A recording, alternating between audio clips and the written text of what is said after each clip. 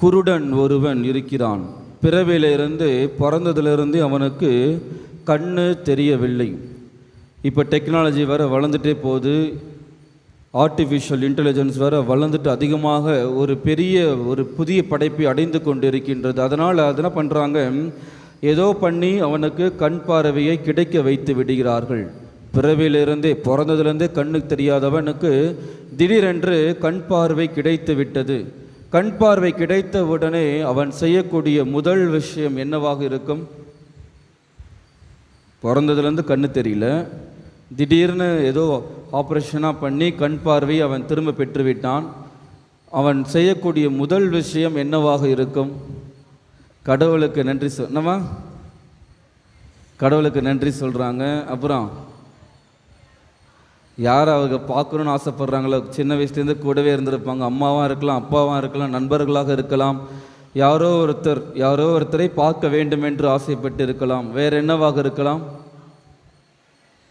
அவங்க முகத்தையே பார்த்தீங்களா, எப்படி தான் யோசிக்கிறீங்கன்ட்டு. அவங்க முகத்தையே நம்ம அழகாகிறோமா, பார்க்குறதுக்கு கொஞ்சமாச்சு ஹேண்ட்ஸமாகிறோமா, பெண்களாக இருந்தால் முடி எவ்வளோ பெருசாக இருக்குது, ஐப்ரோ போடலாமா, லிப்ஸ்டிக் போடலாமா, கரெக்டு தான். எனவே கண் பார்வையற்ற நபர் பார்வை பெற்றவுடன் அவர் செய்யக்கூடிய, ஒரு கவிஞர் அழகாக சொல்கிறார், அவர் செய்யக்கூடிய முதல் விஷயம் என்னவென்று பார்க்கும் பொழுது, கண்ணு தெரியாத போது ஒரு தடியை பயன்படுத்தியிருப்பார்ல, ஒரு குச்சி வச்சுருப்பார், அதை வச்சு தான் போயிருப்பார். முதல் விஷயம் என்ன பண்ணுவார்? அந்த குச்சியை தூக்கி போடுவார். ஆமாவா இல்லையா?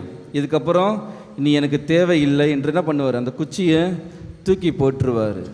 நாமளும் கோவிலுக்கு வரோம், இது வேணும் ஆண்டவரே, அது வேணும் ஆண்டவரே, எனக்கு இது செஞ்சு கொடுங்க, வீடு கட்டணும், கடன் தொல்லையாக இருக்குது, உடம்பு சரியில்லை, இது இல்லை, குழந்தை இல்லை, அது இல்லைன்னு சொல்லிட்டு நிறைய கேட்போம். கடவுள் கொடுத்த உடனே யாரை தூக்கி போட்டுடுறோம்? அவர் தூக்கி போட்டுடுறோம். அவ்வளோதான். என்ன பண்ணுறோம்? அவருக்கு ஒரு தேங்க்ஸ் கூட நம்ம சொல்கிறது கிடையாது. கேட்டது கிடைக்குது, கிடைச்ச உடனே என்ன பண்ணிடுறோம்? அப்படியே போகி விடுகின்றோம். அவருக்கு ஒரு தேங்க்ஸ் சொல்லுவான்னு கூட நம்ம என்ன பண்ண மாட்டோம். நிறைய பேர் சொல்கிறீங்க, நிறைய பேர் என்ன பண்ணிடுறோம், என்ன மாதிரி ஆட்கள்லாம் மறந்துடுவோம் நாம் அவருக்கு சொல்கிறதுக்கு. ஏன்னா நம்ம வேலையில் பிஸியாக இருப்போம், நாம் என்ன பண்ணுறதுன்னு தெரியாமல். இன்று அந்த 2 சீடர்கள் என்ன பண்ணுறாங்க? இயேசு அவ்வளவு காலம் செய்த வல்ல செயல்கள் எல்லாம் என்ன பண்ணுறாங்க? மறந்துட்டு அவங்க என்ன பண்ணுறாங்க? எம்மாவூஸ் என்ற ஊருக்கு 11 கிலோமீட்டர் தொலைவில் உள்ள எருசலேம் எங்கே இருக்குது, எம்மாவு எங்கே இருக்குது? ஃபார் எக்ஸாம்பிள் கிண்டி அங்கே இருக்குது, பூந்தமல்லி எங்கே இருக்குது. கிண்டி பக்கமாக போக வேண்டியவங்க எந்த பக்கமாக போகிறாங்க?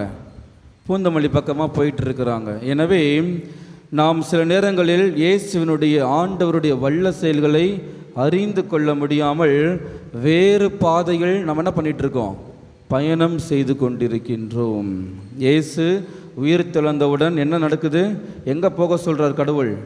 கலிலேயாவுக்கு போங்கன்னு தான் சொல்லியிருக்கிறாரே தவிர எம்மாவூசுக்கு போங்க, இங்கே போங்க, அங்கே போங்கன்னு வேறு இடத்த எதுவுமே சொன்னதே கிடையாது. எடுத்து வாசிங்க, எடுங்கம்மா.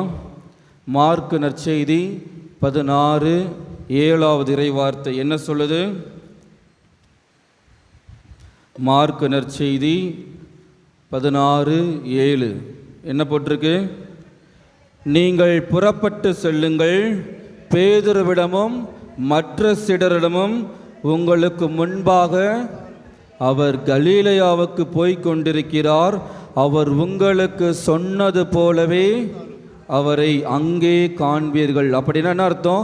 அப்போ சீடர்கள் எங்கே போயிருக்கணும்? கலிலேயாவிற்கு போயிருக்கணும். இயேசு உயிர் தெழுகின்றார், உயிர் தெழுந்தோம் எங்கே போயிட்டு இருக்கிறார்? உங்களுக்கு முன்பாகவே கலிலேயாவுக்கு அவர் போய் கொண்டிருக்கின்றார். அப்போனா இந்த சீடர்கள் எங்கே போயிருக்கணும்? கிண்டிக்கு போயிருக்கணுமா, பூந்தமல்லிக்கு போயிருக்கணுமா? கிண்டி எம்மாவூசுன்ற, பூந்தமல்லி தான் கலிலேயா என்ற, திருப்பி கிண்டினா நம்ம என்ன அர்த்தம்?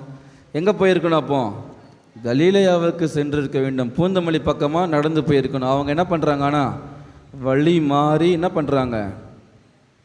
இது சொல்லுவாங்களே, சரி பழமொழி தரல விட்டுருங்க. எனவே அவர்கள் என்ன பண்ணுறாங்க? திரும்ப அதே இடத்துக்கு தான் என்ன பண்ணுறாங்க?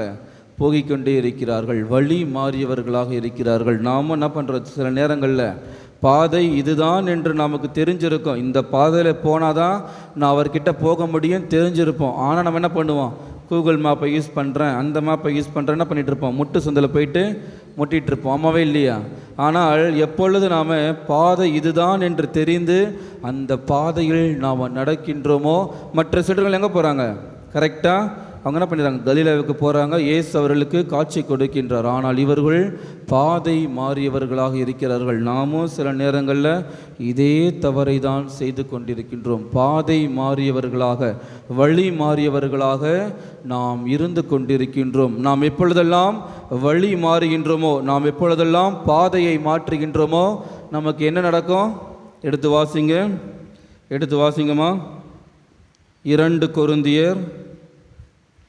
கொரிந்தியர் 4:4. யாரெல்லாம் வழி மாறி போகிறார்களோ, பாதை மாறி போகிறார்களோ, அவர்களுக்கு நடக்கக்கூடிய விஷயம் என்னது? இவ்வுலகின் தெய்வம் நம்பிக்கை கொண்டிராதோரின் அறிவு கண்களை குருடாகிவிட்டது. இந்த சீடர்கள் வழி மாறி போகிறாங்க. இயேசு அவர்களோடு நடந்து போகின்றார். ஆனால் இயேசு தான் என்பதை அவர்களால் உணர்ந்து கொள்ள முடியவில்லை. 24வது அதிகாரம் லூக்கா 24:15-16 என்ன சொல்கிறாங்க? லூக்கா 24:15-16. இப்படி அவர்கள் உரையாடி கொண்டும் வினவிக் கொண்டும் சென்றபோது இயேசு நெருங்கி வந்து அவர்களோடு நடந்து சென்றார். இயேசு நடந்து சென்றார்னு போட்டிருக்கலாம், ஆனால் என்ன போட்டிருக்குது?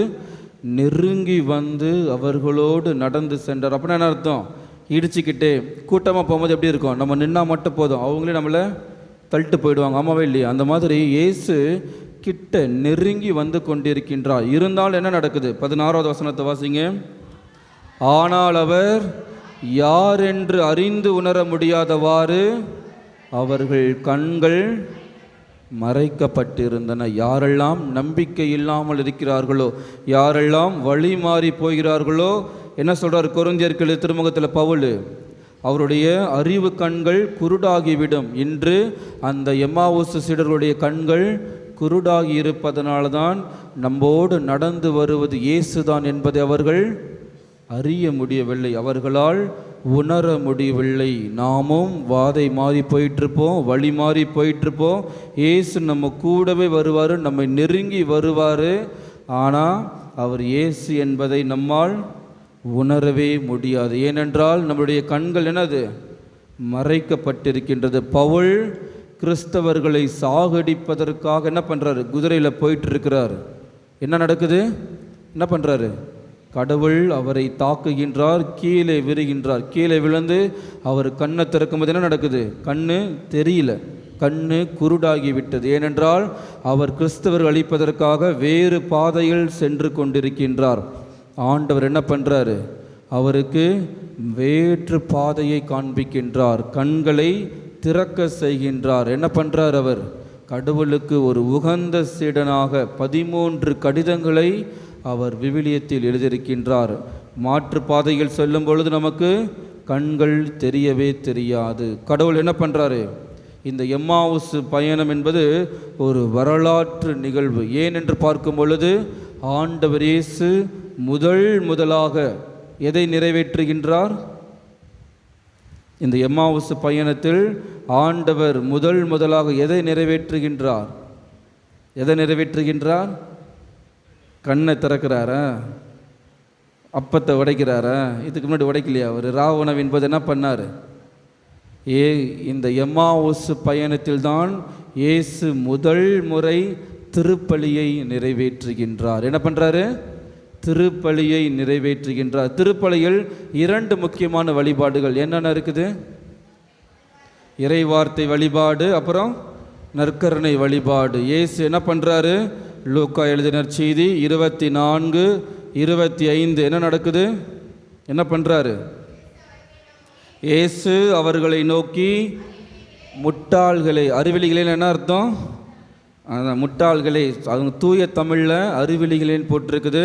நம்ம லோக்கல் பாஷையில் பேசுனா முட்டாளே, அறிவு கட்டவனே அப்படின்னு சொல்கிறாரு. அப்புறம் இறைவாக்கினர்களும் சரி, எல்லாவற்றையும் நம்ப இயலாத மந்த உள்ளத்தினரே, நம்மை பார்த்து திட்டுகிற என்ன பண்ணுறார்? இறை வார்த்தையை அவர்களுக்கு ஆண்டவர் பகிர்ந்தளிக்கின்றார். முதலில் இறை வார்த்தையை கொடுக்கின்றார், அதுக்கப்புறம் என்ன நடக்குது? நற்கருணையை கொடுக்கின்றார், அப்பத்தை பிட்டு கொடுக்கின்றார். வரலாற்றில் முதல் முறை இயேசு திருப்பலியை நிறைவேற்றுகின்றார். வரலாற்று நிகழ்வு. வாழ்க்கையில் நாம் இதை மறக்கவே கூடாது. எப்பொழுது இயேசு முதலில் திருப்பலியை நிறைவேற்றினார்? இந்த எம்மாவுசு பயணத்தின் பொழுதுதான். அவர்களுக்கு இறைவார்த்தையை பகிர்ந்து கொடுக்கின்றார். அதோடு மட்டுமல்லாமல் நற்கருணையை பகிர்ந்து கொடுக்கின்றார். முதலில் நற்கருணையை பெற்றுக்கொண்டவர் யாரு? முதலில் நற்கருணையை பெற்றுக்கொண்டது யாரு? யாருக்கு முதல்ல கடவுள் நற்கருணையை கொடுத்தாரு? யாருக்கு கொடுத்தாரு? ஃபர்ஸ்ட் ஒலிக்கம் கரெக்டாக சொல்கிறாங்க பாருங்கள். உபதேசியார் அவருடைய பணியில் கரெக்டாக இருக்கிறார். என்ன சொல்கிறாரு? யார் முதல் பெற்றார்? எடுத்து வாசிங்க. யோவான் நற்செய்தி 13:26. யார் முதல்ல நற்கருணையை பெற்றுக்கொண்டார்?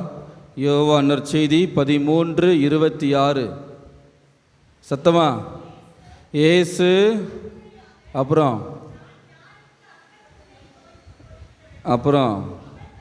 அவர்தான். அப்புறம்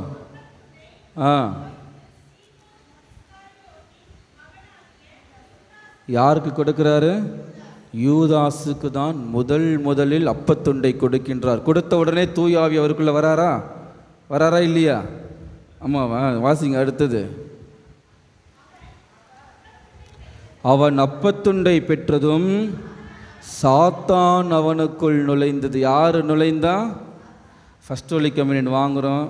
நன்மை முதல்ல முட்டி போட்டு கையை குமிச்சு பக்தியாக பணிவாக நம்மளாம் வாங்கியிருப்போம். வாங்கின உடனே தூய ஆவியானவர் அப்படியே வந்துடுவாரா? யார் முதல்ல வந்தா? சாத்தான் தான் அவனுக்குள் செல்கின்றது. அப்படி என்றால் என்ன அர்த்தம்? எவன் ஒருவன் நம்பிக்கையின்றி இயேசுவின் திருவுடலை, நம்பிக்கையின்றி திருப்பலியில் கலந்து கொள்கின்றானோ அவன் இறைவனின் ஆசீர்வாதத்தை பெற்றுக்கொள்ளவே மாட்டார்கள். நம்பிக்கையோடு திருப்பலியில் கலந்து கொள்ள வேண்டும். நம்பிக்கையோடு இறை வார்த்தையை அனுபவிக்க வேண்டும். நம்பிக்கையோடு இறைவனை நமது உள்ளத்தில் பெற்றுக்கொள்ள வேண்டும். அப்பொழுதுதான் ஆண்டவருக்கு நமக்கு கண்களை திறப்பார். இவர்கள் ஆண்டவரை கண்டு கொண்டதும் அவருடைய கண்கள் திறந்தன, உள்ளம் பற்றி எரிகின்றது. நான் ஆண்டவரை பெற்றவுடன் எனது கண்கள் திறக்கின்றனவா?